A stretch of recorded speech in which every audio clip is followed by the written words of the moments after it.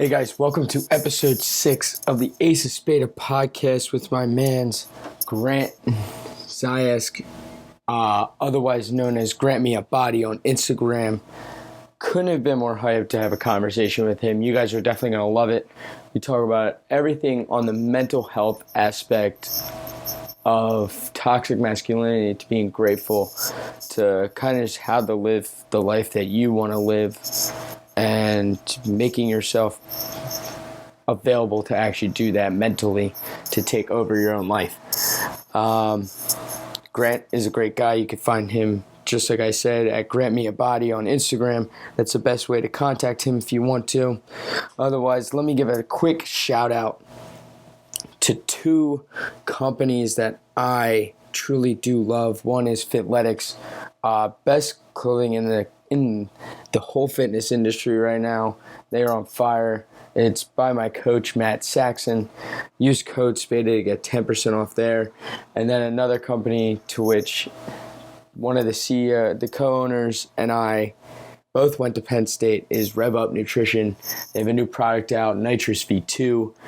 A significant improvement on their V1 of the product. It's a nice pre-workout. They also have Tune Up, which is an EAA and BCAA combination. Definitely believe 100% in these companies. I would not be giving you these guys' names if I didn't believe in these 2. For Rev Up, use code SPADA again for 15% off. Helps your boy out too. So definitely go check them out if you want and use my code to try the products. But otherwise, let's get into the podcast. And before that, I'm going to tell you guys to subscribe or leave a review on Apple Podcast. Yeah, the new Apple Podcast. So helps me out, helps you guys out because you're going to be able to listen to it. I got some dope podcasts coming up soon in November and everything. So everybody, welcome, Grant. Hey.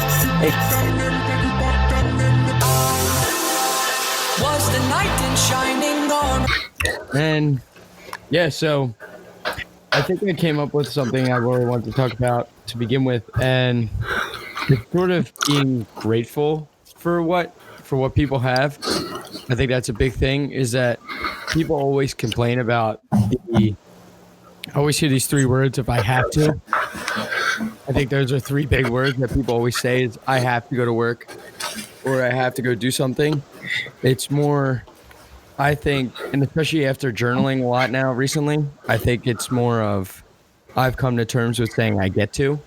Mm-hmm. And I think and I don't know what your stance on it, but I think the words that people say or what they think actually matters more, or just like, I'm trying to think about the way to say this. It's more like, I think the way that people phrase certain things helps them set themselves up for success. Like, dude, when I say I get to, it's more of an opportunity. You are 100% on. Dude, you are absolutely, like, I agree with that more than anything. And that's what I talk about when I talk about like self-awareness, because self-awareness is being aware of how you talk to yourself, but how you phrase things. Like, because here's the thing, at the end of the day, each and every single one of us has 2 stories running at all times. We have like the reality of it, like what we see as our interpretation. Here's the thing, at the end of the day, your perception is your reality. So that's why, like, if your boyfriend or girlfriend looks at you and they say something to you, it offends you, but they're saying that's how they feel. Fuck you for trying to invalidate that, because their feelings aren't wrong or right. So you can't change that. You can't get mad at someone for how they feel, because it's just what it is. Even if that idea seems super out of touch to you, you can't scoff somebody for the way they feel about something, because that's their reality in that moment. Maybe they'll realize something else down the road, but right now that's what they believe to be true. And you can't, you yelling at them, you calling them names or anything, or talking down to them isn't going to change that at all. In fact, it's just going to make them super defensive. So you have to realize there's 2 stories running at all times. There's what's happening in the world, and then there's what you're telling. It's the story you're telling yourself, and it's essentially bullshit. And I always refer to it as your bullshit story. Not to like take it away from you, but it's the bullshit that we tell ourselves, and it's based on insecurities, the things we've seen, the things we've been exposed to, feeling bad about ourselves. The main one, again, being insecurity more than anything. our insecurities drive so much of our actions. Your insecurity of what people are going to think of you is what creates self-limiting beliefs. You're not afraid to fail for yourself. If nobody else is around, you'll like, I'll fucking try and do a backflip. I might break my neck, but I'll do it in there. I'll do it in this like foam pit real quick. But if nobody else is around, you'll do that. If anybody else is around, it's like, nah, I'm good. Why? Because you give a shit what they think. You care about failing in front of somebody. So that's an insecurity, and it creates a trend. And depending on how you respond to that stimulus is going to determine the ripple effect you send. Because like you said, our self-talk is so imperative for our success, but it works the other way. Everything has both sides to it. If we have the wrong kind of self-talk, it's going to send us down a slope of bullshit, despair, depression, anxiety, all these issues that we create ourselves. And none of us are typically willing to stand up and be like, it's my fault that I'm this way. No, we're going to sit there and we're going to blame it on everybody else, the things that have happened to us. Fuck that. Everything is happening for you. It's up to you to make it be that way. So you are 100% on in my mind. That self-talk is literally everything. And like my friend Joelle Samantha on Instagram, dude, one of my best friends, she has this thing. It's called It's Already Wednesday. So every Wednesday, people have this tendency to always say, it's only this. Like, I've only done this. And her whole mantra is to say, change your onlys into alreadys. So instead of saying, I only went to the gym 2 days this week, be like, I already went to the gym 2 days this week. Instead of saying it's only Wednesday, it's already Wednesday. Like, it's up to you to frame your life the way you want it to be.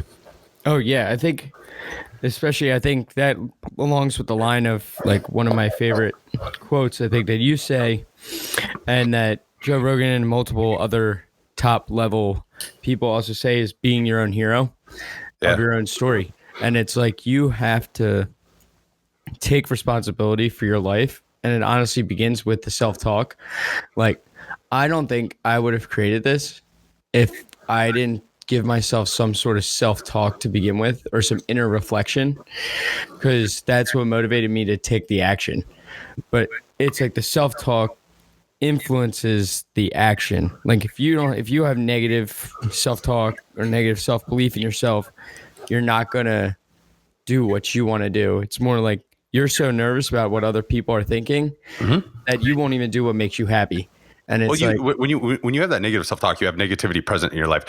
When you have that, it forms an idea of anxiety. And I'm not talking about like clinical anxiety or clinical depression. I'm talking about like situational.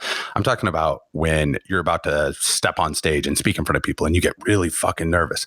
That's not clinical anxiety. That's your anxiety. You're nervous. Your nerves are flying around. But you can also shape the way that looks in your life. You can shape that. You know, they've done studies on the Olympic athletes. They experience all the exact same symptoms as people who are always say, I'm nervous for this. So they talk to people before they go out to perform and, you know, represent their country. Like, are you nervous? And they're like, no, I'm excited. So excited and nervous are the exact same thing. Excited and scared is the exact same thing. It's up to you how you're going to frame that in your life. And, you know, that whole concept of like, be your own hero is so dope, because what do we all do? It's, I heard it presented to me one time. It's called like white knight syndrome. We walk into a room and we're always like looking around especially in the world of like entrepreneurs. Yep. They get caught up looking for other people to fix their life or save them or do this thing, until you realize, dude, there is nobody else. And when you realize you can't find the white knight in the room, it's because it's you. But you have to own that. Like, you have to step into that. Nobody else is like, and everyone else is looking at you like, yeah, that's like, you got the outfit on, you look like the white knight. Like, now just be the part. That's all you have to do, because we're all getting so pissed off about our idols. We idolize. First of all, our society idolizes some of the most fucked up things. We idolize famous people because they're famous, because they act, because they chose to be an actor or an actress. Now that's cool, and I'm not taking anything away from those people. What about the fucking single moms that work 3 or 4 jobs, don't post it on Instagram, aren't getting social credibility, and they're doing all this work behind the scenes nobody sees, but they're doing it because of just out of love. Yeah, like, to me, that is the ultimate idea of a hero. Yeah, and I look at it from like, even from like a fitness aspect. Like, you look at someone who is maybe like 300 pounds and they lost 40, 50, 60 pounds.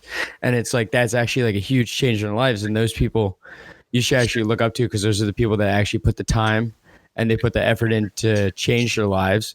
And some people just like to sit around and kind of just mope and complain. And I've kind of learned now to, I think starting at a young age, I've become really grateful for it, is that I'm recognizing who I want to influence my life. And I'm starting to reach out to more people that I know will have a positive impact rather than a negative. So I'm trying to keep as much negativity as I can out of my life, because I know once I get any sort of negativity whatsoever, like sometimes I get frustrated, but like it's because of the situation I'm in. Like you said, there's sometimes a situational awareness where you can't control some things that frustrate you. But then there's the point where if someone's bringing you down, that's where I have a problem. Like, I don't like the point where, what's the point of lifting yourself up if someone's just, if like you stay in a group that's just going to bring you down.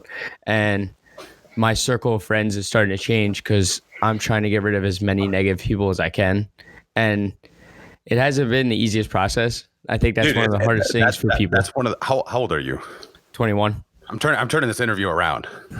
All right. So you're 21. Dude, that's one of the hardest things, because think about what you just did from, I don't know, 3, 4, 5 years old until 18 years old. And it's what everybody does throughout junior high, high school. We all try to fit in. We try to fit in. We don't want to be made fun of. We don't want to get picked on. We don't want to get shoved in lockers. We don't want to get our whitey tighties ran up on the flagpole. So we try to fit in. So while we're growing and developing our brain, our thought process, our coping mechanisms for things, all the while, to have this now at the age of 18, when now legally we're an adult, to now spend our entire adult lives trying to stand out. You go from trying to blend in with everything to going into the job force, and you have to stand out to get to be the job applicant, to beat out other applicants. And you don't know how to stand out because you spent your whole life trying to fit in. And until you realize the greatest fucking power there is in this world is when a human being realizes their potential and their power within themselves. Because that's the thing. There's 7.5 billion or whatever the number is, people on this earth. There's only one you. There might be people that look similar to you. Like, you have glasses on. I wear glasses sometimes. But what's your mom's name? Probably different than my mom's. You know, so many things. Like, nobody is the exact same. However, everybody tries to replicate other people. Now, the difference is, like we talk about heroes, dude, always have people to look up to. Have people you want to take things away from. But don't try to emulate them. Don't try to replicate them. You want to, like, and that concept of be your own hero, like, I have this huge thing, and it's what so much of essentially my social media is made up of, is elaborating on like memes and sayings and quotes and posts and things like that. Like, be your own hero. Great. So people are like standing in the mirror like, I'm the shit. When in all reality, look at the people that you do look up to, the qualities you like of people. Don't replicate them. Take those qualities and mesh them into your own life. Mesh them into your own style. Let it be you. And that's why people always say, if the teacher is good, the student will be better. Because the teacher is going to teach the student everything they know, but it's what they know. And that student's going to take it, and he's going to have other teachers, and he's picking and pulling. And it's like, I always call it like making like a transformer or like a Power Ranger, like when they all combine the best parts to create this like super freakish, like indestructible force. That's essentially what you have to do with your life. Like, I might like these qualities of this person, but not these qualities. And the problem that so many get caught up on is we discredit all the qualities of an individual. If they have some that we don't like, we go, I don't like that person. Yeah, but you can still learn from them. They still have things you can take away from, even if it's showing you how not to do it. So think of how, like, everything is a teacher to me. I spent my entire life up until I was, I don't know, I want to say 30, maybe 31, working in the bars and stuff like that. And my schedule was all over the place because from whatever it was, 22 to 29, I was running the bars and restaurants, or I'm sorry, 30, running bars and restaurants. But when I turned 26 is when I started training clients. So I was running essentially 2 businesses at once. One that I was the bar, and I was in there 5 nights a week, and working with clients. And I was also doing online training. So I was literally going nonstop. I'd work Friday, Saturday, Sunday in the bar, and also consult for like high school football programs. So on Saturdays, I'd like get home at 4 a.m. from the bar, turn around, be up at 6 a.m. to be out at a high school that just had a game on Friday night, training with the team. So I got to the point where I was like, dude, I can't sustain this. So I started going to the online business also. So I'm doing like all these things all the while. I'm like, I can't sustain all these different aspects. And at that point, I had so many different people I looked up to, and to completely walk away from any of them. So to walk away from the 3-4 owners that owned the bar company that I worked for, to me, I was like turning my back on them. But I'm like, dude, the best thing I could fucking do right now is take everything you guys have taught me and go help as many people as I possibly can to continue to spread it. And I think that in and of itself kind of taught me that it's not about you. It's never about you. You can only do everything you like. What is your goal? Everyone's, you talk to like quote unquote motivational speakers. First of all, there's no fucking thing as motivation. Motivation is, but I don't hate motivational speakers, because here's the thing. Unless you're coining yourself as a motivational speaker, that's something for everyone else to decide. I'm not motivational. You get to determine whether or not I motivate you. It's got to be something present already in your life. You're really your own motivation. So when you're listening to Tony Robbins, when you're listening to Eric Thomas, when you're listening to anyone, when you're listening to like some podcasts or things on YouTube, it's not that these people are motivational. You have to have something inside of you already. And what they're saying just elicits that inside of you. You really are your own hero. You are your motivation. Yeah. And like, if you take a minute and realize how powerful that is, you are your own motivation. You're sitting here going like, oh my God, Tony Robbins. You are Tony Robbins. You're your own Tony Robbins. He's a great person, a beautiful mind, and he says amazing things. But none of that would mean nothing unless it elicited something that's already living inside of you. Yeah, it's unless you kind of have, I kind of take away from it as those people I look up to, I take away their discipline. So I especially look up to someone like usually like Jocko Willink or someone like those. Like I take in, like I've read some of their books. Like I'm reading Jordan Peterson's book right now, like 12 Rules of Life. And it's one of the best books I've ever read so far. And it's like you just take away so much and you see a different aspect of life. And I think getting those different views of someone like Jordan, and then you look at someone like Jocko who was in the military, and you get to see like what they went through and how they applied their stuff and how they got there now. It's like you take away those little things that they do, and motivation will only get you so far too. Right. Is that it's that outer motivation. Your inner motivation will get you as far as you want. It's the outer motivation when people, it's kind of like that discipline when you don't feel like doing things and you do it anyway. Like that's what, see that, and that's the thing. That's what discipline actually is. People think discipline's like there's nothing I've ever understood less than people that are going to a job or walking into a gym and, you know, doing an Instagram thing and like, oh, grind time or struggle. And like, you're fucking choosing to do those things. Everything you do in life is your choice. And so many people like grinding through the work week. Why are you grinding through it? You should be thriving through that fucking work week. You're grinding because you hate your job. And you're not willing to do the things and take the action to put yourself into a better position because you're comfortable with that 9 to 5, with that retirement plan, with the benefits of it. But at what cost? Your happiness, your fulfillment? Like, what is it? So you're choosing to do those things. And I encourage people, anybody who hears this, to take that inventory of your life, like where you are, because so many people are unhappy, but they blame it on everything. My job sucks. Get a different job. Well, I have to do that. Well, then deal with it. You know what I mean? Because one of the greatest things that one of my owners at the bar back in the day, one of my first couple of days there, I had already ran a pretty big bar in Columbus before that I got to this place. And I didn't have any interest in managing. The girl I was dating at the time, like, hated the fact that I managed bars. So I was like, I just want to bartend. But I just kept doing things. I kept doing jobs of what would probably fall under like a manager and things, because my owner looked at me one day and he's like, why are you doing all these other things? Like, he was looking at me like doing bar backing duties and doing things like security guys were supposed.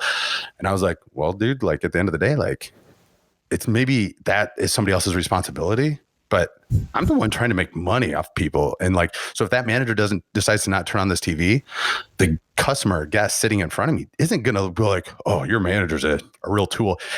He's going to leave a review about his shitty experience at the bar. And guess what happens? That means more people aren't going to come in. So it's not the small picture. It's not right now. It's not, this isn't my job, which everybody says all the time. They want to put the responsibility on somebody else. And it's that ultimate idea of like, it doesn't matter whose fault it is. It's like, are you going to step up and take the responsibility to make it be what you want it to be? And we all have shit in our lives. We all, and I'm sure we'll get into it a little bit, but like mental health issues, all kinds of things. We have depression. We all have anxiety. We all have things. Some have it on more extreme levels than others. I'm not going to say worse, because the other aspect of that, and that's what we all do, we either overplay our situation or we downplay it. And we always say, well, so-and-so's got it worse than me, or there's someone that's struggling worse than me. Who fucking cares? I'm sorry, but like, who cares? And I'm actually not sorry for saying that. It's just a natural reaction to say that. Yeah. Who cares? Think about it like this. If I kick you in the ACL and I blow out your kneecap, you're in a lot of pain and you're laying on the ground, right? Yeah. And then there's a guy walking down the street also, and I shoot him in the chest with a gun. Who's got it worse off? The guy who got shot in the chest. Why? Because he's probably dead. Okay. Does your knee hurt any less? No. Are you walking any sooner? Nope. Are you still going to have surgery? Are you still going to have to go through rehab? Are you still going to have to go through, 6 months of getting it recouped? Yes. Yeah. So it does not. So to say he has it worse than you is taking it away from you and invalidating yourself and what you're going through. So that's the people that don't give their situation enough credit. And then on the flip side of that, you have the other extreme, which is the people who are like, oh my God, my life is so bad. It's all different, but you know what I mean? And that's why I say a homeless person can speak about being broke the same way a millionaire can speak about being broke. If that millionaire made $5 million this year, but he's used to making $30 million, he is in a world of problems, and probably a lot bigger. All the while, a person that makes $10,000, obviously that's not livable. And they're going, fuck that guy. He made $5 million this year. Yeah. Because relative to your situation, $5 million is you could live off that your entire life. Relative to him, he's struggling because it's not about those tangible numbers. It's never about the tangible numbers. It's about the principles behind the feelings that we have with them. Yeah. And that's why. Oh, go ahead. Oh, and I've been in that situation now where you were talking about mental health, and like last year, I think it was in the middle of like October. I think it was like the day after my 21st birthday. I had this huge, overwhelming coming of like anxiety that I realized it was all this, like I was in a fraternity my first 2 years at school. So I think it was more like all the emphasis on that. I had to be there at certain times, do certain things, and had that accountability for the fraternity that I really just wasn't investing in at that time. Like I'm working at the bar at this time, and the bar is great. I loved it. And it's like, it came down to where I was working there, and then like the fraternity they needed more responsibility from me. And I ended up having an anxiety attack. And literally I made that split decision to leave the fraternity. I was like, and it was hands down, not to say, I know some guys in my fraternity listen to this. It was probably one of the best decisions I could have made for myself mentally at that time. Mm-hmm. I think it relieved a lot of stress in my life that I didn't need. It was another aspect where it was at the point it wasn't worth me going through all that just to have letters on my chest walking through campus. Mm-hmm. But I also come to the point where I talked about the discipline, and I did have a point where sophomore year, I was running out of money, which is why I started working at the bar, like every other college kid of why they would start working. And from that, I not only benefited from the money aspect, but I also benefited from my grades too. So I went from literally a 2.85 GPA to now I have a 3.2. And what do you attribute that to? So I attribute that to my time needing to be managed better. So okay. It took me starting to have to work at nights to figure out that I did have the discipline in myself to do it, but it's that external, I have to be at work at this time. I have to make sure my schoolwork gets done at this time.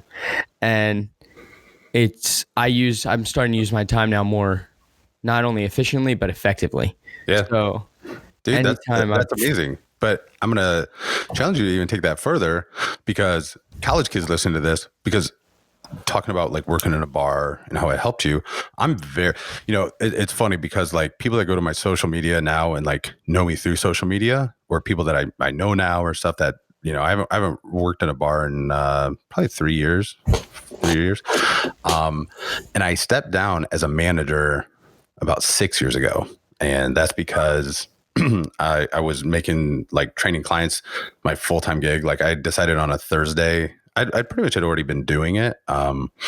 And some buddies of mine owned a gym, and they were like, why don't you train clients? And it was literally like in A Christmas Story where Ralphie's sitting on Santa's lap and he's like, how about a football? And he's like, yeah, football. They literally suggested that to me. And I was like, okay, sure, whatever.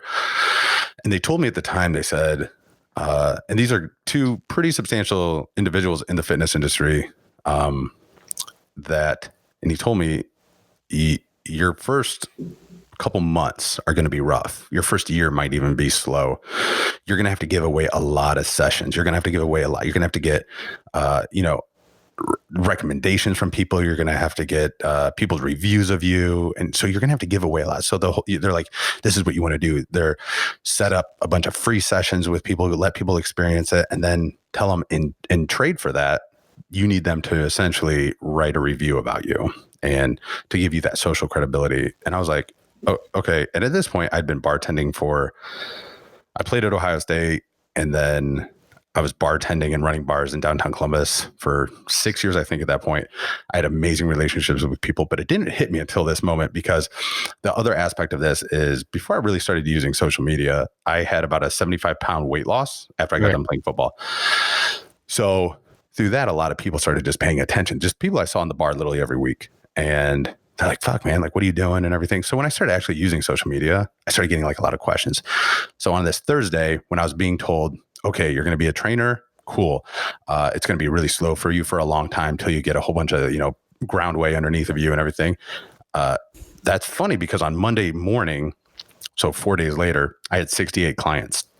I was like, and it sounds cool, but I had no idea what I was doing. I was doing one client, and every hour on the hour, I was literally waking up at like 3 a.m., starting training clients by 4 and going until about 9, 10 o'clock at night. And that was every day, because I set clients up on mostly on like 2 days a week. So it was like every other day I was with people. Like it was insane. It was madness. But I was loving it at first. It was so cool. But just like any entrepreneur, what happens is you start something, and then it evolves into, you're like, oh, okay, like I can't do this. This isn't sustainable. So I started changing it a little bit here, a little bit there. And then eventually I was like, I can't still run the bar the way I do. I can be there like 2 nights a week and whatever. But it was such a cool experience to see. But I think the takeaway from that is everybody waits for everything to be perfect. They go, I have to have a website. I have to have business cards. I have to have logos. I have to have titles. I have to have people under me. And it's because they look at social media and they look at people. Dude, I'm going to tell you right now, 95% of the shit you see on social media is fake, made up, and manufactured. Yep. Like, I'm not going to say anything about how people show only their highlight reel, because let's face it, at the end of the day, nobody wants to watch. Like, if I have like a bad meal somewhere and it's like looks like shitty food, I'm not going to probably take a picture about it and post and be like, yeah, look at this trash. Nobody's going to be like, oh, cool. Like this is value and I want to see it. Unless you spin that and turn it into value by doing reviews of restaurants, of bad places that people don't want to go to. Now that becomes value. So people want to innately be happy. Because they want to be happy, they're drawn to pretty things, aesthetic things, positive things. So that's why people show their highlight reels. That it's not like a bad thing, and if you're going to show your negative, you're actually manufacturing that in that moment. Because trust me, when you're at the bottom of the bottom, you're not going to hold up your camera and take a selfie and be like fucking crying about a breakup and be like, just thought I should share this right now. No, you're not going to do that. No. But for people that are trying to get going and do things. I use the word entrepreneur heavily, but I use it lightly. I use it lightly because everybody wants to call themselves an entrepreneur now because it's a title. It's like a badge of honor. When in all reality, all it means is that you want to exemplify that you're not going to have to be told what to do, that you can be in control of your own life. So take that aspect and be a fucking entrepreneur of your own life. So you can work a 9 to 5 and be an entrepreneur. I know so many people, the best fucking employees in any corporate job are the people with that entrepreneurial mindset. They don't see the people above them. They're the top. And it's not a cockiness thing. It's they're going, the buck stops with me. I'm not going to keep passing responsibility. I'm going to change it. I'm going to make it happen. Those are the people then that create value. And when they create the value is when they get the promotions and they move up. But they're doing things based on their intuition, their instinct. They're not waiting for everything to be perfect. You have to take action before you have a base. You have to have a base to know what to add, what to take away. And that's what I did. I just kind of like went with it. And I'm sure there's a million better ways, and there's probably a million programs out there now, and you can drop $12,000 probably and become part of someone's mastermind that's going to teach you how to get a couple clients or something. I literally just did mine through creating authentic relationships with people and being good to people. Now, it took a very long time. So people starting out go, I don't have 6 years to bartend and create those relationships and do it this way. But that's not what it's about. You just got to take action. You just got to get going. Yeah. And it's funny because where we are now in this conversation, because I have no idea how we even got to this point. Yeah, no, I think it's come to the point where I started this and it's like, I don't know where this is going to go. It's like, that's the thing. Like, I'm excited to see where it could go, but it's kind of like that. And I'm intrigued about where this can go. Like the podcast itself, like I know with you coming on and it's just like, and Jordan Saya coming on next podcast, it's like I'm getting bigger, better people to come on to my podcast. Not to say my first few people have been incredible. Like I know those people, so I love them. And it's like it's only getting better. Like I'm attracting more attention, and it's like from this, I've gone out and I've taken risks with talking with people. Like that's incredible, man. That what you just said there alone is the number one thing that I think life is about. Life is about connection. Life is about connecting with people. And like, for instance, I told my girlfriend that I'm doing this podcast with you, and she's like, have I heard of his podcast? I was like, I think he's just kind of like getting it going. Like he's just, he's getting like trying to get more guests on and stuff. And the funny thing is I did a business endeavor 2 years ago, with a pretty well-known individual. And so I was exposed to a lot of like big name people. Mm-hmm.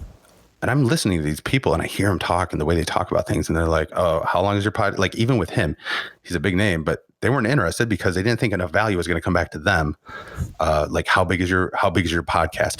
People look at each other's values based on metrics. How many people do not connect with other people because they're like, I could collaborate with you. You have a great mind, but you don't have enough followers. Like, what am I going to gain out of this? Like, what kind of exposure am I going to get? You know what I mean? That's not what it's about. For all I care, we never even hit record on this and we just chat. And you know what I mean? That's what life is about. Life isn't about followers. Life isn't about what can I get out of this situation, because there's always going to be value when you connect with someone, even if you connect with someone you fucking hate, because you're going to learn so much about yourself.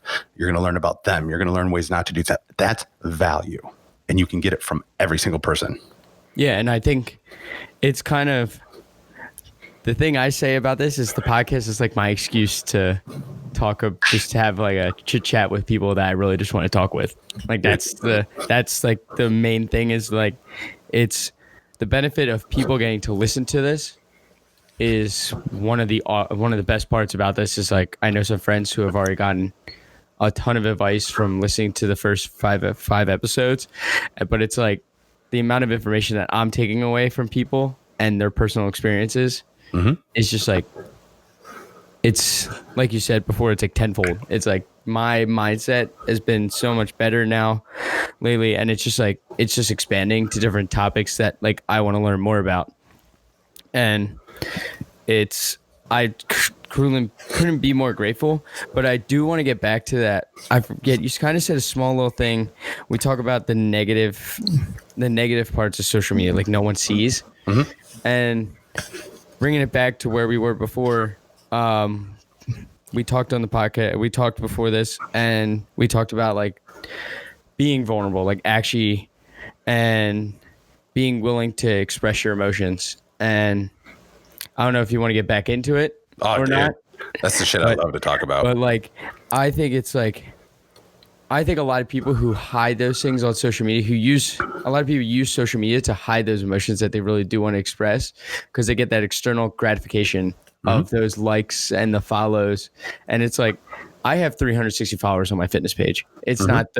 It's not the largest one in the whole world. But those 300 people message me. Like I get messages all the time from those people and they support me.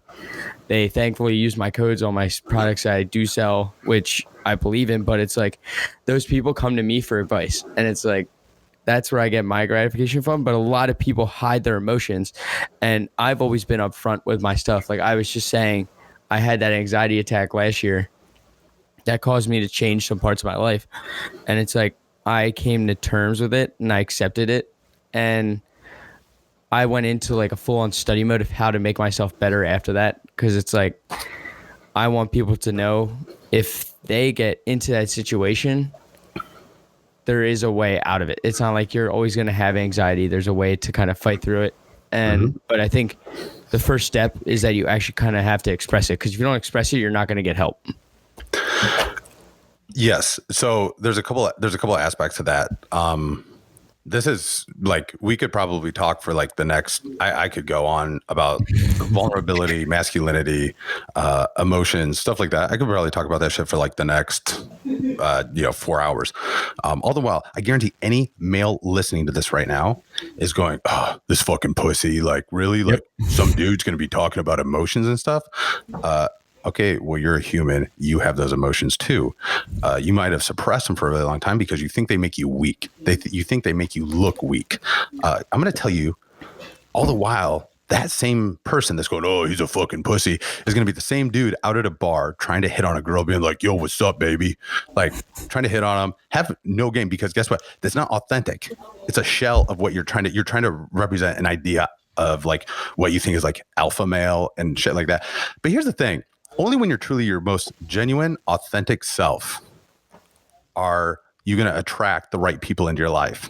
Are you going to attract the people into your life that you can truly work with, help, share your story with? Because here's the thing is like, look at how you and I connected for the first time ever.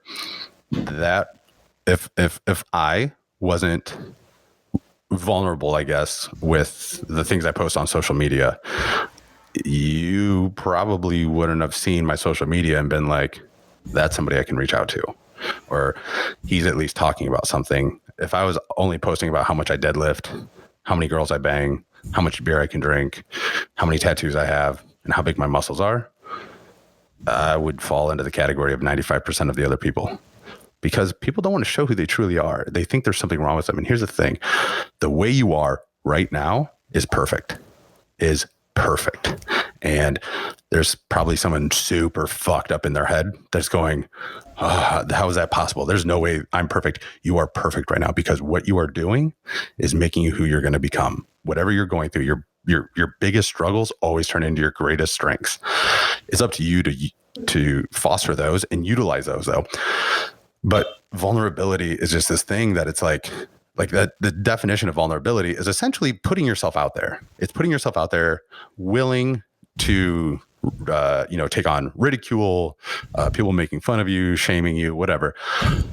But here's the thing: at the end of the day, we all have DNA. We all are comprised of the same things.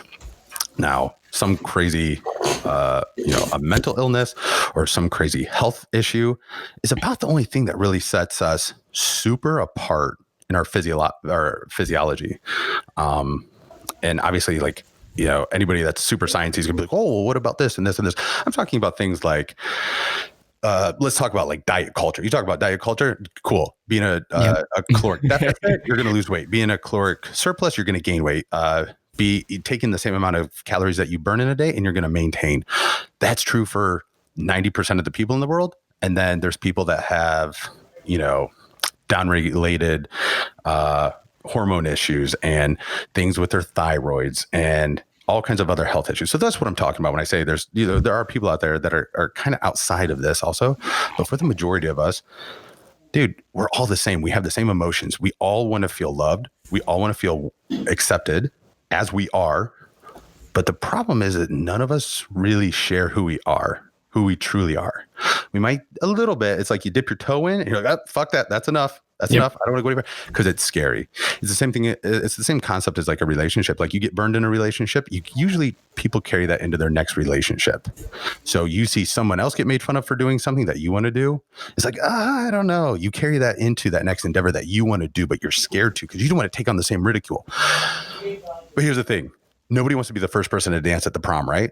Like high school, everybody standing around the sides until it's always about like 9:30 in the night. Like people are kind of like, and you have that like kind of class clown that jumps out there. And then the next person that's kind of a little bit outgoing, they'll jump out there. And then everybody goes out there. Well, why didn't everyone start out there? It's because the majority of us are followers. The majority of us sit back. None of us want to be the first person to dance at the prom, but as soon as someone jumps on the dance floor, we all go because innately we all want to do it. We all want to be out there, but so many of us are so scared to be laughed at, to not have anyone else join us, to look like a fool. And I mean, I'm not sitting on some pedestal, man. Like I was the same way in high school. Like I wasn't going to be the first person to jump out and dance, but why not? Because as soon as you started dancing, you felt so good. Those are the best memories you have from high school. Those are the things you think about. Those are the times you think about. And what if we wouldn't have had those memories? You know what I mean? Like that's what life is. That's what life is. You have to be vulnerable to live your fucking life, to truly live your life. We were talking about, and for anyone listening, this is the second time we recorded this because we were trying to record it earlier and my computer died. So I don't know if it was in this conversation already or the previous one that we were talking about. What was it? It was something about vulnerability. I don't know.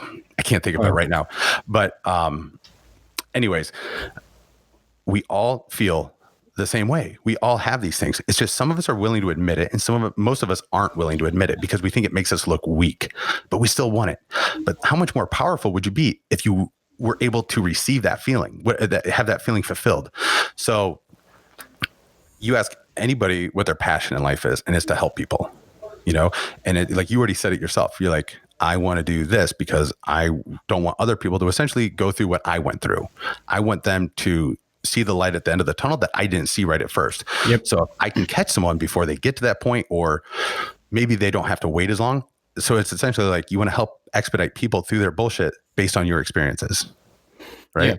That's what literally everybody wants at the end of the day. Everybody's passion is the same. People always talk about passion and purpose. They're two separate things. Passion is what drives you. Passion is what just lights that fire under your ass and makes you want to go do everything you want to do. Passion is what you will do when there's not money involved. Passion is what you will do till you're blue in the face and running your head into a wall and everyone telling you you can't do it. It's not going to work out. And you're like, no. I have this. I see it. It's there. Purpose is how you get that out to the world. So innately, we all want to help people. Maybe you're a contractor and you build homes for people. You're helping them have the dream or their dream home. My mother owns her own flower and gift store. Her passion is helping people. She helps them because through her purpose of owning a flower and gift store, her passion is to see people, like, when do people get flowers? The best occasions and the worst occasions. She wants to amplify the best occasions and help soften the blow of the worst occasions. So funerals, things like that. And she wants to make weddings exceptional, dances exceptional, good times, things when you're going to have flowers. And she does that because she doesn't go, that's my job. That's not my job. I'm a florist. You tell me what kind of flowers you want, and I'm going to make those flowers. No. She goes, oh, you need flowers for a funeral. You know, and then she gets to know the people and talks to them, and it becomes an experience for them. That's how she makes it be less, because she's passionate about it and she put her passion into the correct purpose. Now, and people go, well, then why are there people that are upset with life based on their job? Because people don't always align their purpose with their passion. Because what happens? We get worried about money. We get worried about finances. We get comfortable with things. So we start bearing down our passion and start accepting so much less, and we settle for less because we're willing to do that for comfortability. Yeah. And I want to go back real quick just before discussing the purpose and passion from my perspective. The vulnerability part, I definitely went through a phase. I think when I hit around freshman and sophomore year, I went through that phase of I didn't want to express, like I went through that toxic masculinity where I didn't want to express my emotions or anything, because I went through those 8 years of bullying where it's not like I had a ton of friends or people to go to. Like I really just had like my family and a few buddies, and it was like a point where I had to hide myself, and that's when, like you said, I found your post, and that's when I finally felt that relief, because I think it was finally that expression of emotion that really helped with actually coming to terms with myself and figuring out who I was as a person, because that's kind of like a breakthrough moment, at least from my perspective. And I'm going to just twist that a little bit into terms that like everybody else is going to be able to take and be like, oh, that makes perfect sense for my life. Because I even preach about not stressing about feeling validated by others, because you don't want to feel validated. Like, why do I need to, like, what if I love my hat? You have your hat on forwards. I have mine on backwards. Most people will actually be like, oh, okay. And they'll turn their hat around one person will do it so that they feel like they have commonality, so that they feel like they fit in, so that they're not the one sticking out, you know? Yeah. But when you are talking about something like mental health or like feeling depressed or anxiety or suicidal, those are things that you feel in so much of society has taught us that we're wrong for, or that is taboo to talk about. But when you stop and realize what makes up, everybody will say this all the time. You talk about like diet culture, fitness, like where our body image issues come from. Everyone says society. It's weird because people say the word society like it's like something that sits up high, like literally the only thing I can think of, and it's in the Hunger Games when like the people that are in charge are up like really high looking down at all of them. Yep. And that's what people, it's like, that's the image I see when people talk about society. Like it's this fucking thing that's really high up and untouchable in a whole different class than us. We are society. You make up society.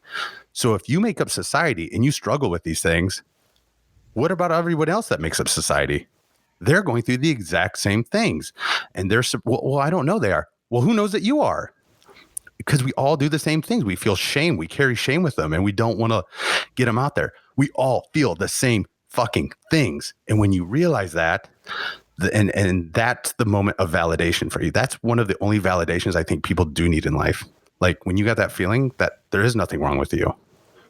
Yeah. Oh, that's like a big breakthrough, I think, is that I think I need to come to terms is that other people are dealing with a lot of shit. And it's like, I want to be there though to help them. And I think that's where it gets into to the purpose and passion, is that I was talking with the owner of Rev Up Nutrition, which is the company I'm associated with, another supplement company. And we were talking about it because he also went to Penn State. So we have a lot of common right off the bat. And we were talking about this, and I said, I kind of feel like I have a little like emptiness a part of me right now. And it might be that like I'm starting all this and like I just want to keep doing something. And it's like that drive to keep, like, whether it's studying, doing notes, working on new podcast episodes, trying to get new guests. It's like I'm always running around. My brain feels like it's at like running like 1,000 miles per hour right now. But he's like, he kind of came up with something. He's like, he asked me one question. He's like, do you feel like you're missing something? And I was like, I do, but I don't know what it is. And he was like, it is like your passion to help. Like it's your, like he's saying, it's like you found that point, and he's like, you're not like, you're always going to have that little emptiness because you're not going to always fulfill your purpose. There's always, it's like success. There's like a never ending part to it. Is yes. Where there's always someone after it. And he was talking about it. He's like, you have this thing that makes you very unique, in that you went through this part of your life that you really got through, and you're one of the few that can say you got through it. And he was like, that's what makes you unique, and that's what's going to drive your purpose and passion. He was like, that's why he's like, that's why everybody who has the same mindset as you right now, where you feel kind of empty a little bit, is that that's what drives them to be successful, is that they always will have that little empty feeling because they always want to do more. And I've come to that thing where no matter where I'm at, I always feel like I have to do more. I don't know if it's just, if have to is a bad way to say it. I get, as I mentioned this before, let's just say what it is. To do more. You want to do more. Yeah, like, I want to. You literally want to. Like it's a fire that burns within inside of you. It's what drives you. It's that drive behind. I'm trying to think. It's that drive behind that makes you not discipline. What makes you do things when you probably wouldn't, when you're tired and you're working on maybe a platform to get your message out to more people because you know it's going to help them. You don't care about sleeping. See, and that's where I talk about elaborating on like memes and quotes and cliche things. You know, that whole idea of like wake up early, you know, be up at 3 a.m. or whatever. Like, dude, it's not about how early you wake up. It's what you do at the time that you're awake.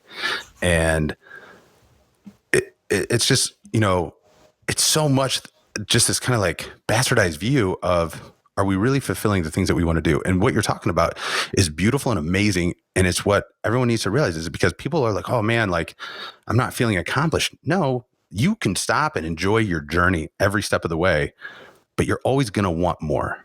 You're always going to, and if you don't want more, if you ever get satisfied and you settle, then there's some self-development work that you need to do because there's something off, because you're always going to want to progress. And that's what I always talk about, the internal versus external processes. You can't really scale external processes because there's ceilings to them. There's ceilings to them in the regard that when you focus on those, you lose something along the way. You lose part of that passion. When you focus on the internal process of how you're going to get there, though, dude, you can scale that forever, you know? And, you know, I think it was earlier we were talking about like how people get these like tangible goals of, I want to squat 500 pounds. Yep. Yeah, we were talking about this. Yep. So say you're starting at 225. It might take you a year, 2 years to get to that point. You get there, you hit squat 500 pounds, and it's like, yeah, I accomplished it. And it's going to be so fleeting because it's going to leave you immediately. Why? Because now what do I do? Well, that was what I wanted to do. And that's why so many physique athletes struggle after a show because, you know, and I speak lightly on this, and I know I work with a ton of physique athletes in the past. And today, I don't prep people for shows or anything, but I did a show back when I started training clients, just so I understood them a little bit better. And it's this weird feeling when you are chasing something tangible like that. And again, that's scalable over the long course of time. Like you can go from being like, most people end up start as like a natural bodybuilder, and then they move on to like become an amateur, and then they do well. And then usually they start juicing and they get bigger and bigger and bigger, and they go to bigger shows. So that's scalable over time. But let's talk about that immediate. Some people prep 16 weeks. For 16 weeks, you're not going out to bars. You're not going out to restaurants. You're sacrificing time with friends. You're sacrificing time with loved ones. You're sacrificing sleep. You're doing extra cardio. You're doing all these things to chase that. All the while going, God, this sucks so bad. This is such a pain in the ass. This is such a struggle. Like, I don't want to get up right now. It's another day at 4 a.m. I'm so fucking tired, but I have to do this cardio. And we chase this the entire time thinking we're miserable. And we can't wait for the pinnacle. We can't wait for show day. Oh God, I can't wait to eat a burger. I can't wait to do this. And what happens? We get to show day and it happens like a fucking blink of the eye. It goes so fast. You don't stop and enjoy it. Oh, you're posing on stage, you're flexing, you're doing all these things. And it takes athletes a really long time in their career before they actually start enjoying their time on stage, because they're so nervous about everything. But why? You just spent 16 weeks focusing on that one thing. So what happens right after that? It's over. Oh, we can go get a burger, and people don't even want it because they're like, they feel it's essentially like you just broke up with somebody. That thing acts, that tangible goal acts as like a significant other. It's why you do things. It's why you search for things. It's why you chase things. It's why you don't do things. It's why you sacrifice things you want to do. It's why you're willing to let up on certain aspects to do others. Why you do things when you don't want to do them. And then it's just gone. But you never thought about it like that until it's gone. So it truly is. And you go, God, you know what? Like, I don't have to wake up at 4 a.m. tomorrow and do cardio. Fuck, I kind of want to, but what do I do now? Because I don't have to do it. So why would I do it? And it just messes with your mind. Yep. So when we have those tangible goals, and there's nothing wrong with goals, but make it a scalable goal. Instead of saying, I want to squat 500 pounds, what if you just said, I want to get stronger in my squat each week? Eventually, you're going to hit that point. And you're also going to keep going because there's no end to it. Instead of, I guess, in the actual physique sport, it's a little bit different, but in general life, people will do things like, I'm going to diet and I'm going to get in good shape so I can go on vacation in 6 weeks. And then what happens? You go on your vacation. It's like, well, what do I do now? And that's why people crash diet for 6 weeks before spring break. It's always 6 weeks. Everyone always, for some reason, 6 weeks is like that mark with people. It's ridiculous. I shit you not. Anytime someone has ever come to me and like, dude, I need to cut down. I need to get tone up and I need to get in really good shape. And I'm always like, okay, well, when's the event? And they're like 6 weeks. I'm like, shit. So they crash diet leading up to that. And then they go and it's like, they don't enjoy themselves. Why? Because they don't have that thing holding them to it anymore. It's an image, an idea in your head. Why don't you just say, I want to look better every day. I want to be healthier every day. I just want to improve a little bit. But we look at it as a huge mountain that we have to climb. Dude, chip away at one thing. Like you said with this podcast, just start it. And then you can go from there. What was your passion? Your passion is you want to connect with really good people and chat with people you dig and that you've been inspired by. Dude, like, we're getting to talk right now. Yep. You're having Jordan on. That's huge. That's awesome. And you wouldn't have had that if you wouldn't have just pulled the trigger and gone. But if you would have made your tangible goal, I want to do this podcast so I can have so-and-so on, you would never have just done it because you would have started doubting yourself whether or not it could happen. So that's a beautiful thing, man.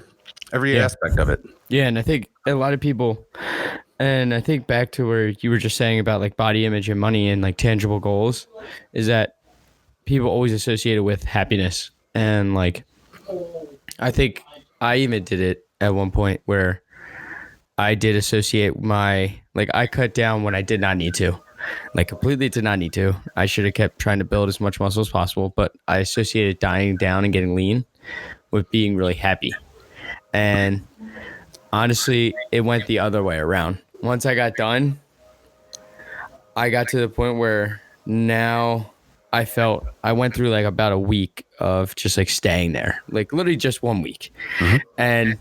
And how long did you take to get to that shape? I took 10 weeks. Okay. So I did 10 weeks. I did it by myself. It went horribly. Did it all by myself. Should not have done that whatsoever. But you got to experiment, tried everything. So always try that. Will not be cutting down now without learning from a coach. First off, learn that. But it's like I associate it with being happy because I finally got into that rhythm where I was getting back into the gym. Like during those first 2 years of school, I lost so much of like in terms gains that I could have made because I was really inconsistent with the gym, but then I started getting consistent again and I got so happy that I wanted to do it. And I just associated it with my happiness, but it really wasn't that. It was the fact that I got to go into, I think it was once I started bulking again, I got right back into the fact that I'm able to go into the gym and lift weights and just be happy. Like I do what I wanted to do. It was like, I was following a coach right after to start bulking, and it's like I got really happy again. I really started to enjoy my time doing what I love to do, which was working out, and I still do.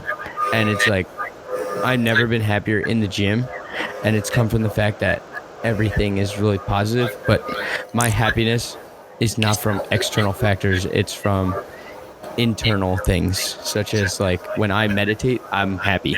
Like when I get those 5 to 10 minutes every day to just be silent in my own thoughts and kind of lose myself, it's like that's when I get that relaxation, and the relaxation leads me to being happier, and it leads me to doing more positive things like going out. And it wasn't like with you, I literally asked you to be on this podcast not even like a week ago, or maybe like a week ago, and it's like, oh cool, he's already on. It's like I would have never thought like within a week I would have that, because some people like Jordan who have busy schedules, it takes them a while to actually be able to schedule things out. But it's like once I'm positive, it always seems like things are going in the right direction, and it's my happiness not coming from my body, coming from myself, and that I'm always improving that's making it happy. It's not that internal part of me being, oh, cool, I look good on the outside, but I feel like crap on the inside. It's when I feel good on the outside or good on the inside that makes me happy with what's on the outside, Dude, and vice versa. 100%. And to me, there's two huge takeaways from that. One being what you just said about like schedules and stuff. If you would have waited more time, and like how we talked earlier, like you just have to go, you just have to take action and see what happens. If you would have waited like another week to ask me to do this, I probably wouldn't have been able to. It usually my schedule's insane. It just happened to work out because I knew I was going to be going home to get a new ID, so I didn't really have a lot scheduled right around now. And because I leave to fly overseas next week, so like this week alone is very weird and very open for me. So it would have taken a hot minute, but if you would have waited longer, it might not have worked out for 2 weeks, 3 weeks, whatever it might be. So it really is a point of you taking action and things just happening. It's not destiny. It's not destiny that this happened, because if you would have waited a week, guess what would have happened? It wouldn't have worked out in that moment. It would have been like, fuck, like I wanted to have him on. And it's going to be, 2 weeks now or whatever. But that's the thing is we go, oh, things are destiny. And no, it's because you take action and you just see what happens and you roll with it. But you work your ass off relentlessly towards the things that you want. And that's what's going to get you to where you want to be. And it's not always going to work out perfect. There are going to be times where you have to wait, like in terms of this, like you might have to wait a couple of weeks, or somebody's like, I don't want to do your podcast or whatever, but you're never going to know. So that if you don't try. Yeah. If you don't try, you're never going to know. And then the other big thing, talking about how you're like, I wanted to get in shape so I could be happy.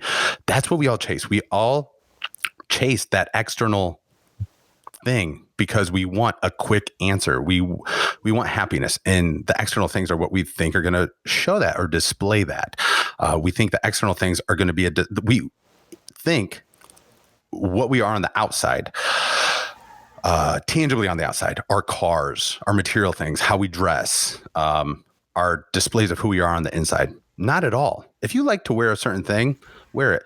But let me ask you, if you like a certain print and it happens to be Louis Vuitton, then what's the problem with getting the knockoff one? It looks the exact same. Oh, it's because of the label of it. And you're concerned with the label of it. So people go, oh, they have money, or they're prestigious, or this is what their taste is. And it's like a stigma not a stigma, but like an idea, a culture that goes with that. So you're trying to base your culture of who you are. Like, dude, look at me. Like, everything I wear is plain. I wear plain shirts the majority of the time, unless they're going to say something funny. I don't intentionally do that. That's just because it's like, dude, what's on the outside isn't representative of who I am on the inside. I'm fortunate to be healthy. I'm fortunate to have 2 working arms, 2 working legs, and not have a plethora of injuries that keep me from working out. At age 33, I have a pretty good body. I'm very, very fortunate of that. But if something else was the case, or say I was 500 pounds, but I was still happy, would you still ask me to be on your podcast? True question. If you didn't know all those things, and I'm going to probably assume not. Probably not. And it's because we judge people and things based on outward appearance. We judge people and value. How many followers do you have? Back to that. How many followers do you have? How many people do you think that you pass up because you go, I don't think they're going to give me enough value because like I don't see that tangible number. How strong is that person? Well, they're not lifting 500 pounds, probably not that strong. Maybe they're just coming off a spinal cord injury that you would never recover from, that you would never go through the rehab to get back from. You could learn so much from them. We look at people that are 300, 400 pounds and we go, man, what a fat fuck. They don't care about themselves at all. But because you made that assessment, you didn't take the time to realize they used to be 600 pounds and they've been killing themselves and working so hard, harder than you've ever worked in your entire life to get down to 300 pounds, 400 pounds. And they're not going to stop either. They're on a journey. They're going to keep going with it. You just happen to catch them in that journey where they are at that mark. Now, if 5 years from now, when they get down to whatever, 200 pounds, you're going to want to have them on your podcast. And I'm not talking about you. You're going to want to be friends with them. Oh, they're so inspirational. They're so motivational. Yeah. Well, you also pass them up. Yep. And there's a couple things that go into that. One, there's the fact that we as individuals judge others that way. But the problem is that we judge ourselves that same way because we know that we judge others that way. So just the same way that when I used to work in a restaurant, I washed my hands every single time. And I cleaned everything every single night. I made sure the pipes and for the draft lines were extra clean all the time. All these little things, that the rims of glasses were always polished, things like that. Why? I wasn't going to be drinking out of them. I could go to the bathroom, not wash my hands, and were you going to know? No. But for me, if I was doing it, I at least then could have hope that other people were doing it. So if I'm not doing it, how the fuck am I ever supposed to be hopeful that when I go out to a bar, that other things are done for me the way I would expect them to be done?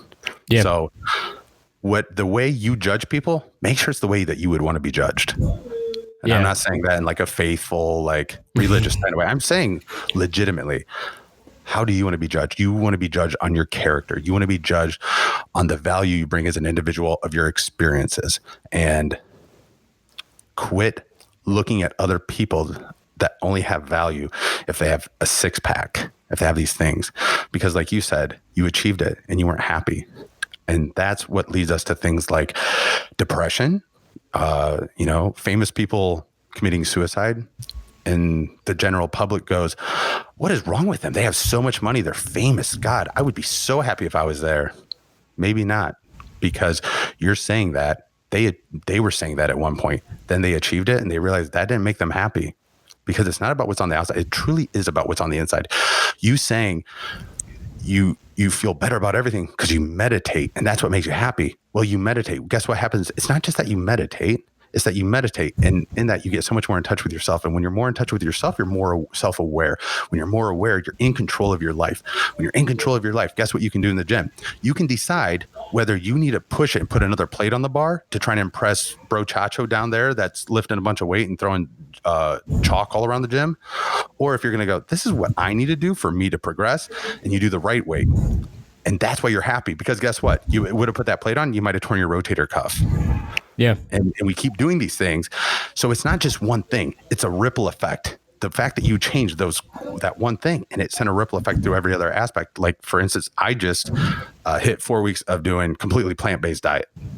And, like whatever. So many people are controversial about it. I'm trying to use my platform to get it out there to kind of close that gap of the stigma. Vegans suck as individuals because the way they do it, it's a lot of shamming. And like, if you are willing to eat meat, you're a piece of shit human. They put so many people down. It's like, they put people down. And on the flip side, we put each other, like both sides put each other down. But here's the thing. I look a million times better than I did 4 weeks ago. And I lost about 18 pounds altogether. And people go, oh my God, I want to lose 18 pounds. So I just need to not eat meat and I'm going to lose 18 pounds and I'm going to do this. No, dude, I changed one aspect of my life, and I did it because I was having a ton of inflammation throughout my body. And so I quit eating meat and dairy. Well, guess what? That inflammation went down. Because the inflammation went down, guess what? I had more energy. Because I had more energy, I slept better. Because I slept better, I recovered better. Because I recovered better, injuries from the gym weren't as bad. And guess what? I enjoyed going to the gym again over the last 3 weeks. Once that started happening, my workouts got that much better. Because my workouts were that much better, I was that much happier to be there. I was that much more effective. I was that much more efficient. I was burning more calories. I didn't just quit eating meat and I lost 18 pounds. I lost inflammation. I had better workouts. It's like people look at one aspect of something and we judge the whole situation by it. Dude, not at all. Yeah. No, I totally get that. I totally get where you're like, your sleep and everything. Once you're all in tune, everything goes right. Yeah. I don't think I've ever had a point where, like, I went, like, for my internship, I interned with the company that I just signed my job offer with over the summer. And I went through a phase where I didn't drink for like a whole month. So being a college kid, that's usually a big thing, is going out and actually drinking and socializing. But I was like, you know what? I really didn't feel that well doing it. And I was like, I need a break. So I took a break from that. And from that, I started reading more. I started sleeping a lot better. And I started meditating a lot better. And I started getting fine-tuned myself. And it was like everything from mental capacity to being sharper when I'm at my job, to being sharper in the gym, to being stronger in the gym, to being more confident was all from like those small little decisions, and they all add up. And it's Right. like, that's what people don't understand, is that your small little choices also take effect. Like, a lot of people think it's just like your big things that make you who you are, but it's like the little things. Like, it's getting those 7 to 9 hours of sleep every night, at least, like at least trying to get that. Like, some people can't, but us trying to get that. To that, people are going to argue and go, "Oh no, if you're sleeping that much, like I'm going to sleep less and I'm going to get more done." Okay, well, here's where people get confused. People get confused with doing a lot with getting a lot done. And here's the thing. I might be awake 3 less hours a day than you are because I'm getting good quality sleep. But motherfucker, when I'm open my eyes, you better look out, because I'm going to be so much more effective than you are. I'm going to be so much more efficient than you are. And I'm saying that angrily at myself, because I spent so many years depriving myself of sleep. I did this huge business endeavor, and we had 5,000 members with the platform. I had 2 cell phones, a laptop, an iPad, and I was going nonstop. I'm like, oh my God, I'm so successful because I'm so busy. Dude, just being busy doesn't make you successful. I was that busy because I wasn't effective. I wasn't being efficient. I wasn't hiring out people to work with me to help lighten that load so I could work on the things that I needed to work on. But I was chasing that stimulus of feeling like I was doing something really good and being busy. So like, to you saying sleeping more, dude, a million times over. Like, it's really just like that small little choice, just sleeping better, has so many benefits. Like, I don't want to go into it now because I've done it before already. Like, I like to talk about it. It's one of my favorite subjects to talk about. But it's like just that small choice. And I think also, well, it's not a small choice. It's like what you said earlier when you were talking about, I made the choice. I was broke and I started working in the bar. And because of that, I started having better grades. Well, it's not just because you became better with time management. Guess what also happened? You weren't drinking on the weekends, probably the same way you were before. And because of that, you were more productive on Sunday. And because you were more productive on Sunday, it set up your whole week, and your whole week was more productive. There's every action that we take has a million ripples throughout our life. And most of us aren't taking the right ones, and it's sending out a million of the wrong or negative ripples throughout our life.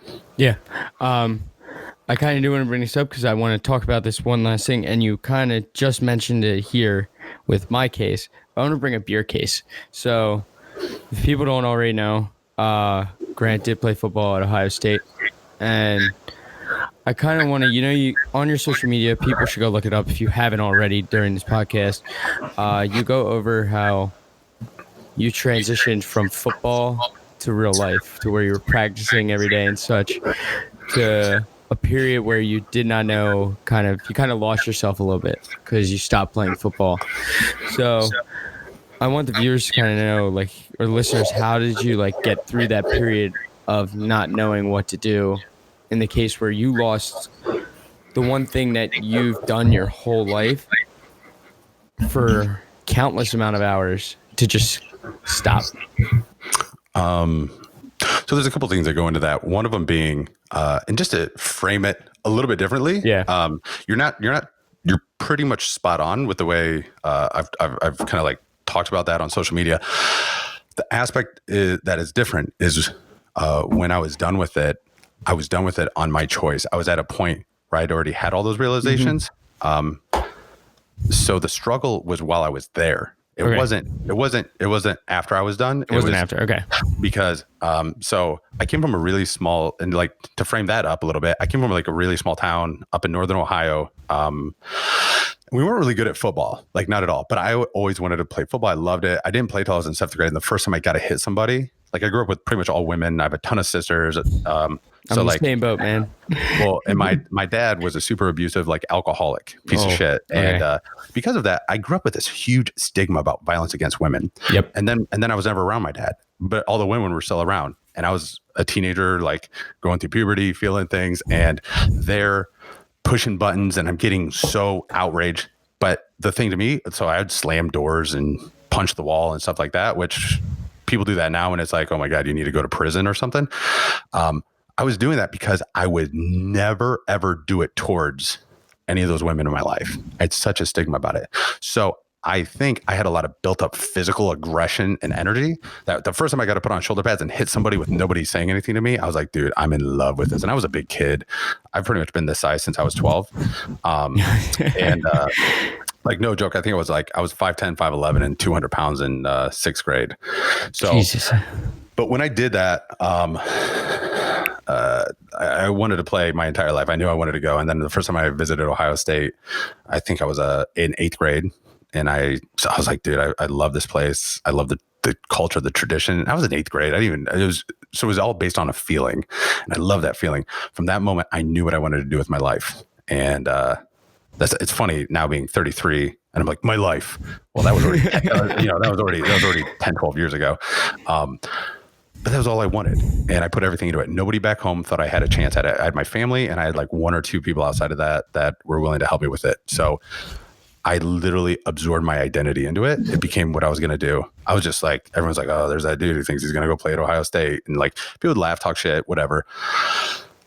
So I carried so much with that. I made a whole identity out of it. Like, I'm going to prove all these people wrong. I'm going to prove all the people that like are there in my corner right. That's what my identity was tied up into. And it wasn't actually being an Ohio State football player. That's just what I had to accomplish. And that's what the status I had to reach to be able to show these people and kind of prove all these things to everyone and I guess, fulfill that identity in my head. So I did. I walked on, I made it, got cut because of my grades because I was an idiot. I was hanging out with like all the big shots on the team. The guys that like a year before I was like, oh my God, it's this person. And I was getting to hang out with them because when I showed up, I was a freak athlete. My buddy back home got me in incredible shape and I attribute that to him. So I was hanging out with them all the time. And so I went through all that, walked back on. It took 2 more years to get back on the team, to get my GPA back high enough. And by that point I was 22 and I remember, and I'd already sustained a couple of injuries just through training. I had 2 fractures in my spine. I torn a rotator cuff at that point. And like my 3rd week with the team, I got turf toe, but I was a walk-on, so I couldn't say anything about it. So I just had to play through it. And it's funny because my drive and my passion and my excitement for being there, like I didn't feel the pain. Like I tell people about those injuries now and they're like, how the shit did you do that? I'm like, I don't know, actually. Like I remember not feeling it as much. But I also remember I did start feeling it. I started feeling it after my first year and realizing like my identity wasn't wrapped up into this anymore. Like I had changed as a person. Like I'd grown up so much more. And I started realizing like I had so much more value to this world than just saying I get to put on a jersey on Saturdays. And that's what made me walk away from it I had 2 years of eligibility left. And they essentially told me you're good enough to play, but you're probably not going to. Just like you have 85 guys on the team on scholarship that they pump, whatever, $40,000 a year worth of scholarship into. You're not going to play over some guy. And then everyone else goes, oh, well, what about the walk-ons I hear about? Well, yeah, you do one. You have one walk-on. There's usually about 20, 30 walk-ons on the team for every season. You get one guy as his freshman year and you do a story on him and everyone thinks that's what it is. So I wasn't bitter when I walked away from it. It was very surreal to me. I felt like I was starting my whole life all over again. And it's that aspect, that principle, I think is so relevant to so many college athletes or any kind of athlete. Like, so you don't get stuck in the Uncle Rico mode of like, man, if coach would have just put me in, like I would have won states. And that's what it was, is realizing it was almost like a leap of faith going, I do have value and I have so much more worth. I'm really good at these things. I love talking to people. And at this point I had started bartending and I loved interacting with people. Like I could care less about the idea and the concept and the stigma behind bartending. It was literally like, I'm pouring drinks and I'm entertaining people and I'm having fun with people and I'm getting to know them all day, every day. It's fucking amazing. And that's where I realized, over the course of bartending is where I realized my passion was for working with people and interacting with people. Okay. Yeah, I like that. No, that's awesome. Is that you were able to come to the choice where it's like you already had that feeling where you were done. And but the difference being is that most people are forced to be done. Like they're not going to keep going on. And it's not like I chose in a way of like, I'm on a high horse and I get to walk away from like, I'm not suffering from this.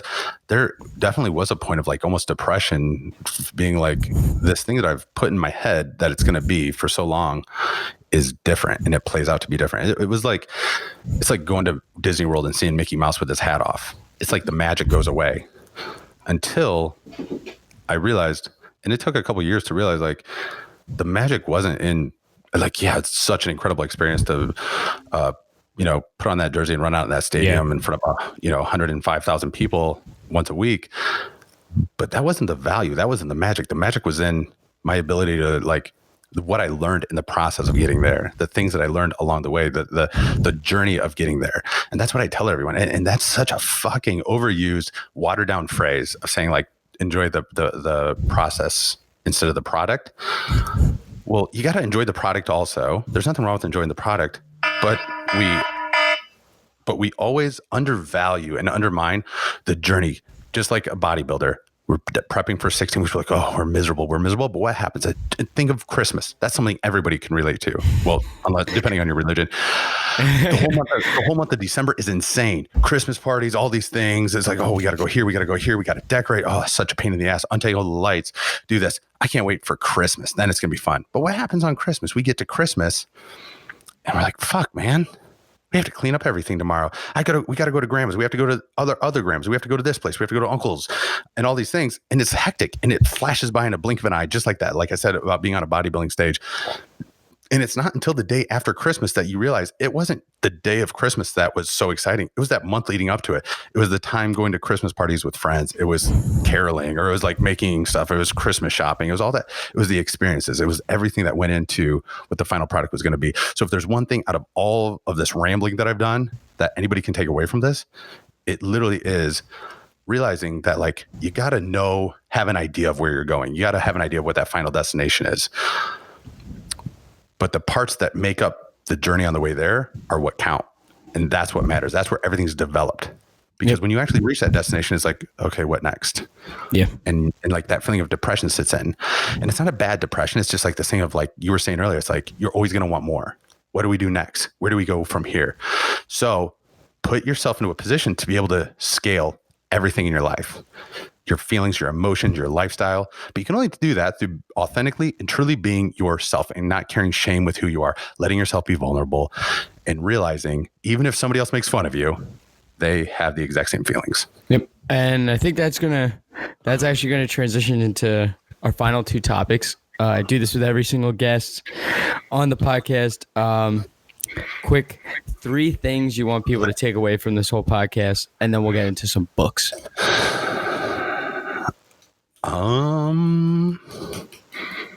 Taking action. Take action on everything. Die with memories, not regrets.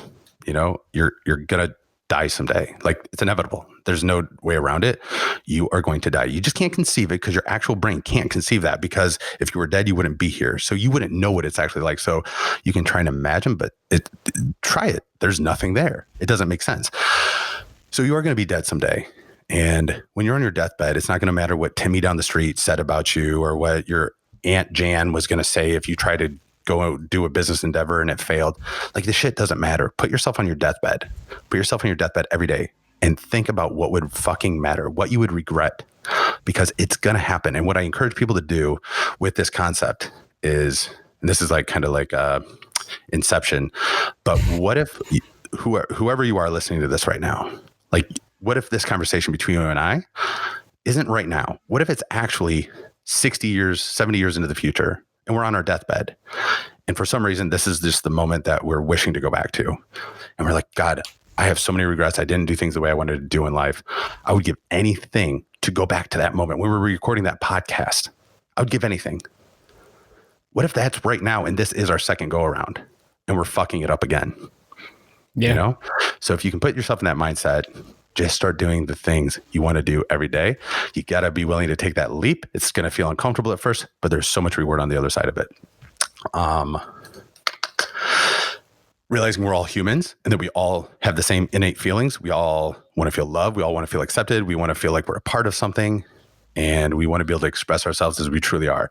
And realizing that society that we blame everything on, and we say society does this, and that's what we base our insecurities on. Well, we make up society. And so with everyone in that society, we all have the same feelings. Some are just look different. And that's all it is. At the end of the day, we all have the same principles. Ooh, I would say the last one is that, about prom. Nobody wants to be the first person to dance at the prom. But as soon as someone jumps on the dance floor, everybody goes dance. Be that crazy asshole that's willing to jump out there and live your life, because it's going to be an example for somebody else. Like, you doing this podcast and you getting this started is such an amazing thing, because I tell people this all the time. There are whatever 7-8 billion people in the world, and somebody somewhere right now, even if it's one person, is literally dying to hear your message. So get the fuck out there and share it. And as soon as you do, I guarantee more people are going to jump on board, and there's going to be so much more than what you could possibly conceive in your head. Yep. Thank you. That's actually really good. Hopefully all my listeners right now really do take that in, because we've been trying to stress this about being yourself and being you. And that's what you really have to do in life. And finally, 3 books that you recommend that everybody should read. Dude, this is an easy one. My number one is Relentless by Tim Grover. All right. The second one is Leaders Eat Last by Simon Sinek. And the last one is Extreme Ownership by Jocko. All right. Willing. Yep. So, like, I just said Jocko. I feel like most people, I guess in my head, when you hear the name Jocko, most people know who Jocko is if you say the name Jocko. Mm-hmm. But yeah, they should. Hopefully, if you don't look the man up, you should. Grant, I really do appreciate you coming onto the podcast. No, man, my pleasure. 100%. We had some technical difficulties throughout some of it, but I really do appreciate it, taking the time out of your day, taking the past few hours to get this all worked out, and we're able to finally sit down and discuss about toxic masculinity and everything in society that's wrong and right, and what people need to do. So thank you. And lastly, just to give yourself a little self-plug, where can people find you? I do pretty much everything through Instagram. So just grant me a body, like grant me a wish, but grant me a body. For anyone listening, like, I don't do just fitness coaching. Like, it's business coaching, lifestyle coaching, and mostly mindset beyond anything. I just stick with the grant me a body, because it's kind of what I started as, and I don't feel like changing it now. All right, Grant. Well, thank you so much, dude. Thank you, listeners. Definitely go give him a follow. If you want to reach out to him, definitely do that, because I highly recommend it. It's what I did. It's how part of all this got all started.